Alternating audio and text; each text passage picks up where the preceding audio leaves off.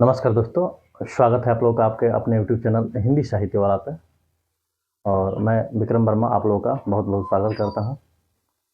दोस्तों, आज की जो क्लास होगी हम लोगों की, वो जैसा कि आप लोग थंबनेल से जान ही चुके होंगे। आज की क्लास में हम लोग आर ओ के सिलेबस पे चर्चा करेंगे, ठीक है। और विशेष तौर पे हमारा फोकस रहेगा जो हिंदी का पोर्शन है, ठीक है। सामान्य हिंदी से जितने टॉपिक से जो क्वेश्चन आते हैं उस पर कि किस किस टॉपिक से क्वेश्चन आते हैं, ठीक है।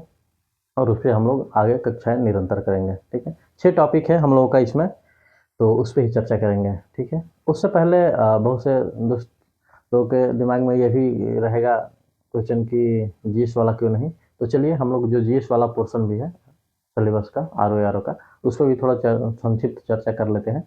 उसके बाद हम लोग हिंदी का जो पोर्शन होगा उस पर विधिवत चर्चा करेंगे, ठीक है। और हिंदी की क्लासेज निरंतर अगले क्लास से आप लोग को मिलती रहेगी, ठीक है। हम लोग अभ्यास बहुत ज़्यादा करने की कोशिश करेंगे। तो आइए, आप लोगों को जैसा कि मालूम ही है कि 3 घंटे का पेपर होता है, जिसमें 2 घंटे आपका जीएस का रहता है 140 नंबर का, और बाकी जो 60 नंबर रहता है वो 1 घंटा आपका हिंदी के लिए है, ठीक।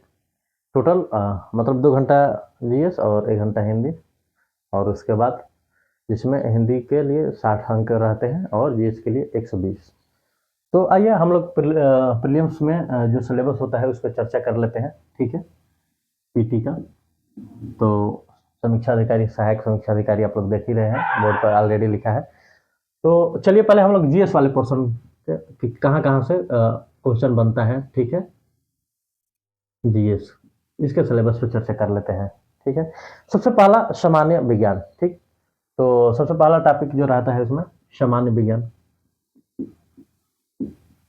ठीक। यहाँ से क्वेश्चन बनते हैं सामान्य विज्ञान। जो अगला टॉपिक आता है वो है भारत का इतिहास, ठीक। तो नेक्स्ट जो सिलेबस है वो है भारत का इतिहास। ऐसे ही जब आगे बढ़ते हैं तो जो तीसरा नंबर जो टॉपिक आता है वो है भारतीय राष्ट्रीय आंदोलन। भारतीय राष्ट्रीय आंदोलन। आप लोग चाहें जो दोस्त जो जानते हैं वो तो ठीक है, उनके लिए बस रिवीजन हो रहा है, वो लोग बस देखेंगे, उनको वो टॉपिक दिमाग में आ जाएगा। अपना सिलेबस चर्चा करने का भी अलग महत्व है, क्योंकि हम लोग जब कुछ पढ़ते हैं तो दिमाग में आता है कि हाँ ये चीज़ें इस टॉपिक से रिलेट हो रही है, ठीक है।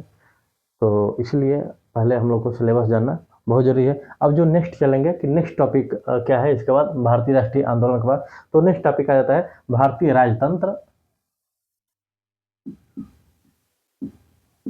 भारतीय ये राज है, भारतीय राजतंत्र। और इसमें भी आगे है अर्थव्यवस्था एवं संस्कृति। तो यहाँ पे अर्थव्यवस्था और एवं संस्कृति। तो जो हमारे दोस्त ऐसे अगर लिखावट ना समझ में आ रही हो तो वो जो बोल रहे हैं उसको सुन के वो समझ सकते हैं। आप लोग चाहें तो नोट भी करते चलिए, ठीक है। जो हमारे दोस्त अभी नए नए होंगे, बिल्कुल ये जो तैयारी कर रहे होंगे, तो ये प्रीलिम्स का सिलेबस है आपका आर ओ का, ठीक है। लीजिए यहाँ पे हम लिख दे रहे हैं, ठीक है, आर ओ, ठीक। और हम लोग अभी फिलहाल में जीएस में जो क्वेश्चन बनते हैं कहाँ कहाँ से उस पर चर्चा कर रहे हैं, ठीक है। तो चलिए हम लोगों ने 4 टॉपिक डिस्कस किया, यहाँ पे आगे हम लोग बढ़ते हैं। जो 4 नंबर अगला है वो है भारतीय कृषि और वाणिज्य एवं व्यापार। तो भारतीय कृषि वाणिज्य एवं व्यापार, तो एक ये टॉपिक हो जाता है। इसके आगे जो नेक्स्ट जहाँ से क्वेश्चन बनते हैं वो है आपकी जनसंख्या, पर्यावरण एवं नगरीकरण। तो नेक्स्ट टॉपिक है जनसंख्या, पर्यावरण एवं नगरीकरण, ठीक। आगे हम लोग ऐसे ही बढ़ते हैं तो विश्व का भूगोल आ जाता है और भारत का भूगोल आ जाता है, ठीक है। विश्व का भूगोल, फिर अगला होता है भारत का भूगोल, और फिर इसी में आगे सिलेबस जो है उसमें जोड़ा है प्राकृतिक संसाधन। ठीक है, तो चूंकि इसमें हम लोग पढ़ेंगे तो आ जाएगा, लेकिन सिलेबस में जोड़ा है तो आप लोग नोट कर लीजिए, प्राकृतिक संसाधन। तो ये रहा नेक्स्ट टॉपिक। इसके बाद जो अगला टॉपिक है इसी में वो है आपका अधुनातन राष्ट्रीय तथा अंतर्राष्ट्रीय महत्वपूर्ण घटना चक्र। तो वहीं अधुनातन का मतलब करंट अफेयर, और जो विश्व स्तरीय और समसामयिक जो घटनाएं होती है ना, महत्वपूर्ण घटनाएं, उसी के बारे में कहा है। तो एक तरफ से मान के चलिए ये आपका करेंट अफेयर। तो आप लोग जो सिलेबस में दिया है उसको लिख लीजिए, अनुधातन अधुनातन है, सॉरी, मतलब आधुनिक, अधुनातन, अधुनातन राष्ट्रीय तथा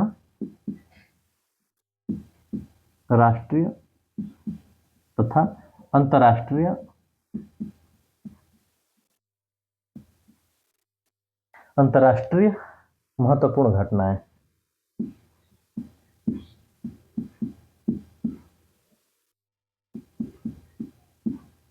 ठीक है, और जो इसके बाद वाला टॉपिक है वो है सामान्य बौद्धिक क्षमता। ठीक है, तो नेक्स्ट जो टॉपिक है इसमें सामान्य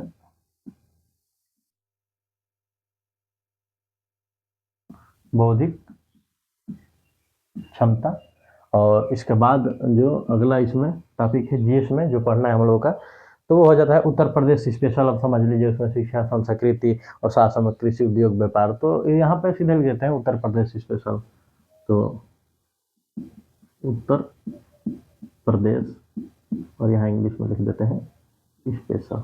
ठीक है, तो ये आपका हो गया जीएस का पोर्शन। ठीक है, जहाँ जहाँ से क्वेश्चन पूछता है। और उत्तर प्रदेश स्पेशल में आप लोग अब यहाँ बताइए दे, संस्कृति, कृषि, व्यापार और इत्यादि चीजें। ठीक है, विशिष्ट जानकारी जो उत्तर प्रदेश के बारे में होती है। ठीक है, तो ये रहा, एक बार आप लोग के सामने पढ़ देंगे। देखिए जीएस में कहाँ कहाँ से क्वेश्चन बनते हैं पीटी में।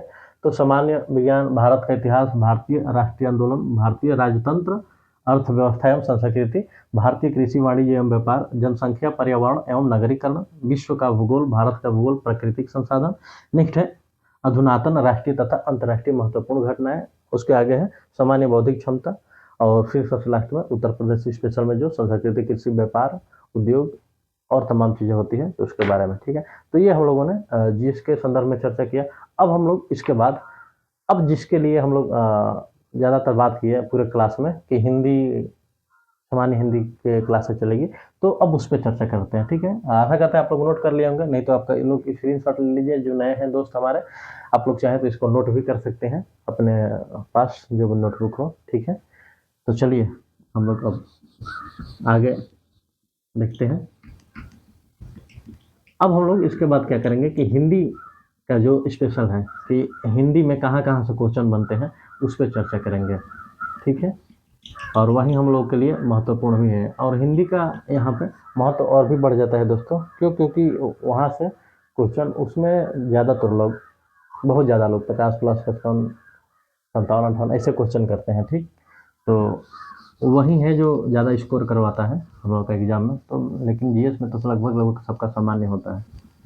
तो आइए हम लोग पहले जानते हैं कि हिंदी में वो कौन कौन से 5-6 टॉपिक है जिसको हम लोग को पढ़ना है। ठीक, तो चलिए हम लोग चर्चा कर लेते हैं सामान्य हिंदी।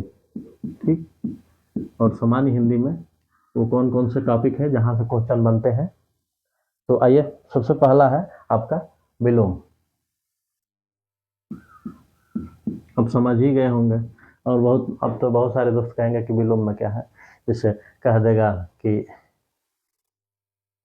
कोई भी चीज़, कोई भी शब्द कहेगा तो उसके आगे हम लोग अ लगा के उसका उल्टा कर देंगे, लेकिन ऐसा नहीं होता है। ठीक है, बहुत सारे ऐसे, बस बहुत कम ऐसी चीज़ें होती हैं जिसमें केवल अ लगा के उसका विलोम किया जा सकता है, नहीं तो बहुत सारी चीज़ें हैं जिसके उल्टा अलग चीज़ होता है। जैसे मान लीजिए उजाला है तो अंधकार, ठीक है, व्हाइट है तो काला।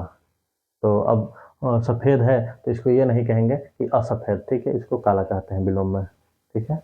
तो इस तरह से बहुत सारी चीज़ें, बहुत कम ही शब्द है जिसके आगे अ लगा के उसको विलोम बनाया जा सकता है। चलिए आगे हम लोग देखते हैं वाक्य एवं वर्तनी शुद्धि। तो नेक्स्ट जो आपका टॉपिक रहेगा वाक्य एवं वर्तनी शुद्धि।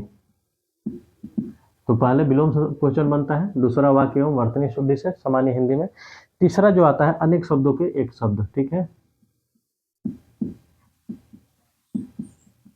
अनेक शब्दों